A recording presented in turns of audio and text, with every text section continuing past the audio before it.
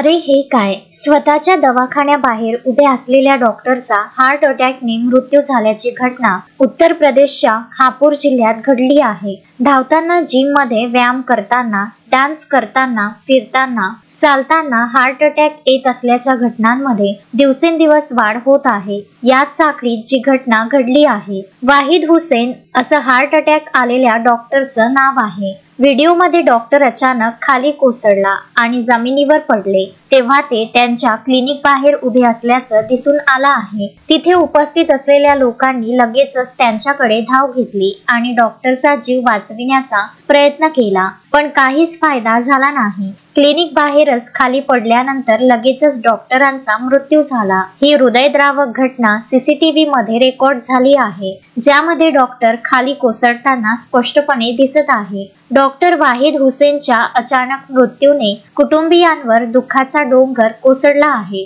डॉक्टरच्या मृत्यूमुळे संपूर्ण परिसरात शोककळा पसरली आहे। स्थानिकांनी दिलेल्या माहितीनुसार डॉक्टर खूप चांगल्या स्वभावाचे होते आणि ते खूप प्रसिद्ध डॉक्टर होते। या घटनेचा व्हिडिओ सोशल मीडियावर तुफान व्हायरल होत आहे। Bureau report, Uttar Pradesh.